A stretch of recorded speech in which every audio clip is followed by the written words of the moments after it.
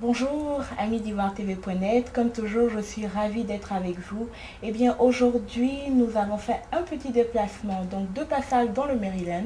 Nous avons décidé de rendre visite à cette dame-là, très active, je dirais, dans la communauté africaine, mais surtout ivoirienne, ici même dans le Maryland. Elle n'est plus à présenter car c'est une dame au grand cœur qui fait beaucoup, non seulement pour la communauté, mais aussi pour ceux-là qui en ont besoin de l'autre côté de la mer, je veux dire en Côte d'Ivoire. Il s'agit de Pépita Krabé Coulibaly.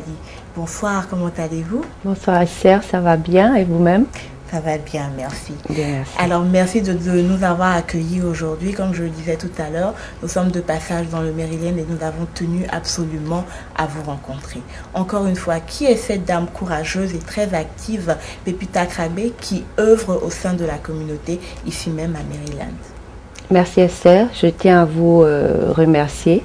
C'est vous qui avez fait le déplacement pour venir nous trouver. Nous ne pouvons que vous dire merci et vous encourager. La main tendue a été créée par Pépita Coulibaly Krabé, qui est en présence de toi là. Je suis, comme tout le monde le sait, je suis ivoirienne. Je vis dans le Maryland depuis une vingtaine d'années. J'ai été mannequin à Abidjan. Je suis arrivée ici, je me suis dit qu'il fallait que je donne à mon pays ce que je peux le mieux. Alors je me suis investie à créer la Main Tendue, qui est une œuvre de charité qui collecte par-ci par-là pour venir en aide aux enfants démunis à Abidjan. D'accord. Voilà. Alors, en parlant de la Main Tendue, comment est-ce qu'il vous est venu en réalité à l'idée de créer cette structure? En fait, j'ai toujours été quelqu'un qui a tendu la main aux gens. D'accord. D'où le nom La Main Tendue. La Main Tendue. La Main Tendue m'est venue par cette image qui est là-bas. Vous voyez que la main est tendue. Alors, une fois, je suis allée au store, je l'ai acheté, je suis venue, le Seigneur Jésus, lui, qui je pense que quand même avec lui, j'ai eu à accomplir un peu de choses, c'est pas beaucoup, mais un peu de choses. Et je me suis dit, si je devais créer quelque chose pour aider les autres et les enfants, ça sera la Main Tendue. Et donc voilà, la Main Tendue un peu biblique. D'accord, ouais. L'origine. L'origine. Alors, quels sont vos projets, je dirais, à long terme? Je sais que vous avez déjà commencé à œuvrer. Qu'est-ce que jusqu'à présent vous avez pu accomplir? À long terme, nous voudrions avoir un membership. Nous voudrions que les gens adhèrent à la cause et que nous partageons tous les mêmes idées pour pouvoir aider plus d'enfants à Abidjan. Alors, c'est ça à long terme. Et maintenant, nous sommes en train de nous organiser à venir en aide aux enfants de l'orphelinat de Bingerville et de Bassam. Donc, nous avons commencé déjà l'année dernière. L'année dernière, nous avons fait 3 régions. Nous avons fait Gobélé, qui est aux 2 plateaux, le bidonville Gobélé. Nous sommes passés, nous leur avons distribué des kits scolaires, nous leur avons donné des vêtements. Et ensuite, nous sommes allés... D'abord, il y a une petite histoire sur cette école. C'est dans un bidonville. Les enfants n'ont rien, mais ils s'arrangent à faire 70% aux examens nationaux. Alors, on s'est dit, pour le peu qu'ils ont, s'ils avaient un peu plus, vous voyez ce qu'ils feront. Ils feraient mieux. Donc, nous avons commencé par eux. Ensuite, nous sommes allés dans les 2 orphelinats, chez les filles. On a demandé ce dont ils avaient le plus besoin. La directrice nous a dit que comme c'était la fin de l'année, que les enfants allaient en examen, ils avaient besoin des kits scolaires comme les compas, tout ce qu'ils avaient besoin pour passer un examen. Donc nous leur avons offert au moins 200 kits aux filles de Bingerville. Et ensuite, chez les garçons, nous avons visité les lieux et avions trouvé que cuisine avait besoin de réfrigérateurs puisque tout n'allait pas, enfin pour la santé des enfants quand même, il faudrait qu'ils aient quelque chose pour conserver la nourriture après. On a senti bon qu'il était préférable de leur offrir ça avant de continuer. Alors nous leur avons offert un congélateur de plus de 300 et quelques litres. Voilà en fait ce que nous avons fait. En plus de ça, nous avons amené 500 kilos de médicaments pendant la guerre. On avait fait des levées de fonds pour la malaria. Et comme les pharmacies avaient été fermées durant la guerre que nous avons eue, nous avons préféré élargir. Donc nous avons acheté des médicaments ici et d'une valeur pour des milliers de francs que nous avons amenés à Abidjan pour aider. Voilà ce que nous faisons. Ce qui a à féliciter, bravo. Merci. Bravo. Merci. On aimerait faire plus. Bien sûr. Voilà, c'est pour cela que nous avons besoin de l'aide de tout le monde. Oui. Quand on demande de l'aide, c'est pas pour nous. Bien sûr. Parce que nous n'avons pas de fonds de quelqu'un. C'est à travers ce que nous faisons, à travers ce que nous organisons, que nous arrivons à faire ce que nous réalisons. Et ces réalisations viennent de nos poches et de l'aide de certaines personnes. C'est vrai que les Ivoiriens sont formidables, il faut le dire. Parce que ceux qui ont eu à venir au gala que nous organisons ont eu à contribuer. Et nous leur disons merci tous les jours et leur demandons de ne pas cesser de contribuer. Parce que c'est ensemble que nous pourrons aider, toujours je dis, ces enfants à Abidjan. D'accord. D'accord. Alors, on peut dire, au long de votre parcours, vous rencontrez quand même des difficultés. Est-ce que vous voulez partager un peu ça avec nous et qu'est-ce que vous pensez que, en tant que, peut-être membre de la diaspora ou peut-être même nos autorités au pays pourraient faire pour vous faciliter la tâche dans votre mission ou dans votre œuvre? Ok, c'est vrai que les difficultés, on en rencontre. Comparé aux médicaments que nous avons amenés, nous avons eu l'amabilité d'une dame de bon cœur qui nous a demandé, une dame qui est ma tante, qui nous a aidé à transporter ces médicaments. Et penser que quand ces médicaments arrivent, quand bien même que c'est des dons de charité, on nous demande de les dédouaner. Ben, elle s'en est chargée et les médicaments sont sortis. Nous lui disons merci au passage. Et les vêtements, quand nous les collectons ici, quand les gens nous font des dons de vêtements, ce ne sont pas de nouveaux vêtements. Nous les transportons à Abidjan et arrivés à Abidjan, la douane nous demande de payer. Et même les médicaments que j'ai fait partie, les médicaments j'ai payé, les vêtements j'ai payé, les kits scolaires j'ai payé. Il faudrait que les autorités se tournent vers nous de la diaspora pour nous aider dans le transport de ces dons que nous récoltons ici, à les acheminer facilement, afin que ces dons-là atteignent les personnes en demande.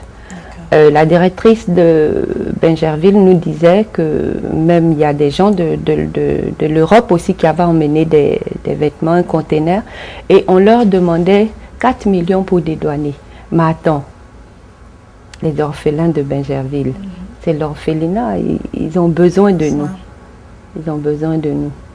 Alors, nous demandons aux autorités de nous tendre la main, toujours la même main là, de nous les tendre, afin que nous puissions tous travailler ensemble. Et faciliter les choses. Voilà. Bien sûr. Alors, nous savons qu'il y a de cela quelques années, vous vous êtes penché aussi sur l'aspect culturel, parce que ça a été une première et nous vous félicitons pour cela d'ailleurs. Vous avez organisé une foire ivoirienne ici même à Silver Spring.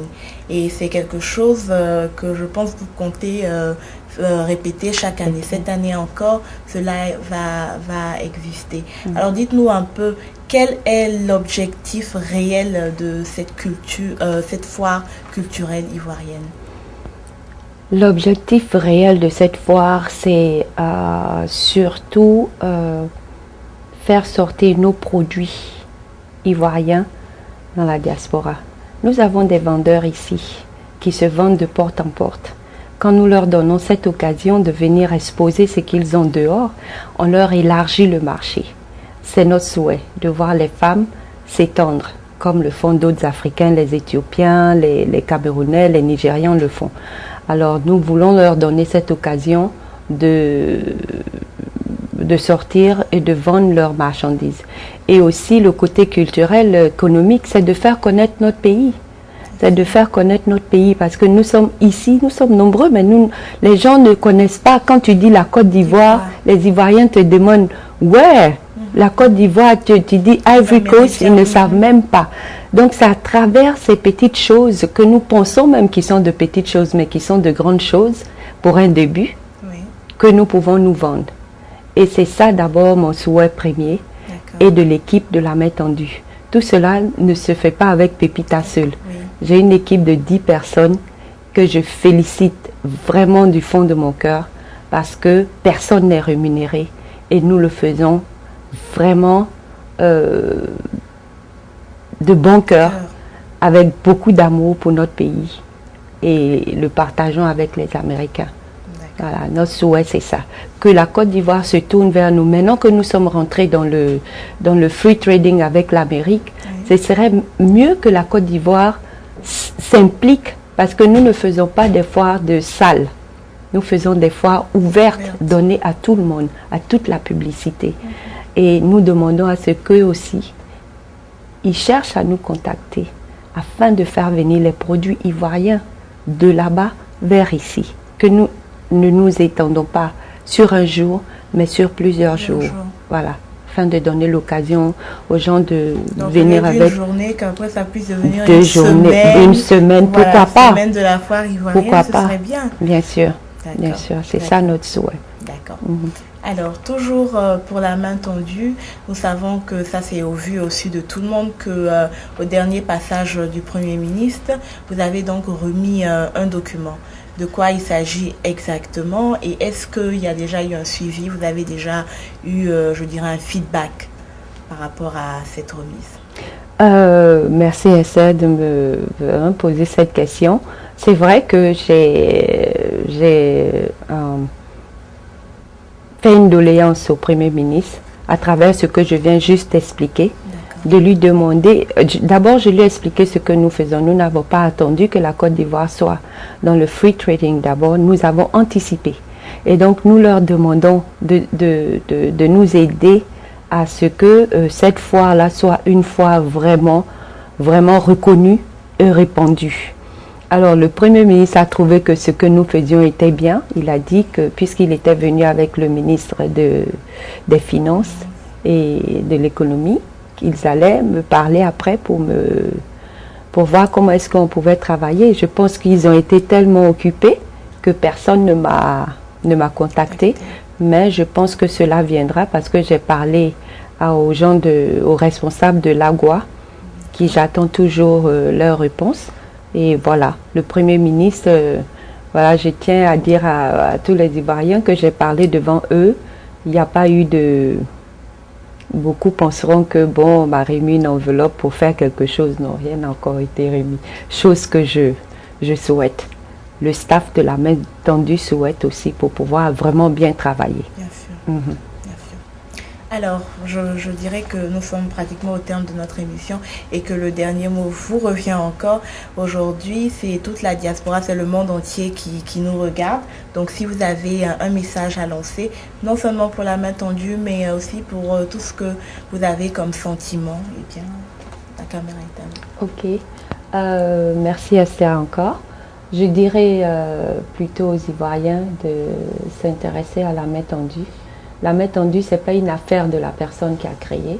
La main tendue a certainement été créée par une personne, mais c'est pour la Côte d'Ivoire. Ce n'est pas pour elle seule. Vous pouvez nous appeler, vous pouvez nous demander de contribuer pour votre ville, votre village, pour une école, pour des orphelinats. Si nous pouvons, nous le ferons. Ensemble, bien sûr. Nous vous demandons, nous voulons même ouvrir... un processus de membership. Si vous voulez devenir membre de la main tendue, nous vous accueillerons avec beaucoup de joie. Alors, nous sommes en train d'organiser une foire culturelle et économique. Nous vous demandons de venir participer nombreux à cette fête qui, ma foi, est en même temps une fête de réconciliation, une fête de retrouvailles, parce que jamais nous sommes partis à la foire et avons trouvé des gens dire oh, j'ai pas vu cette personne depuis 30 ans, depuis 10 ans, depuis 15 ans. Tout le monde est content de se retrouver. C'est ce que nous recherchons à la main tendue. La joie, l'amour, le partage et le bonheur. Tous les Ivoiriens, je dis merci et je vous demande de travailler sur la fraternité. Nous sommes tous unis pour ça. God bless. Nous étions donc avec Pepita Coulibaly Kragbe depuis le Maryland, donc fondatrice de la main tendue, avec qui nous avons eu l'occasion d'échanger. Elle vous invite donc à venir participer à cette foire ivoirienne là, toujours dans le but de promouvoir la culture africaine, mais aussi de créer la communion, l'entente entre les Ivoiriens en premier, mais les Africains en général. Ça se passera le 5 août. Vous pouvez donc rester posté sur ivoiretv.net où vous aurez toutes les informations. Vous êtes tous invités. C'était donc Estelle Yesso depuis Silver Spring, Maryland. Merci. Vous l'avez découvert ici.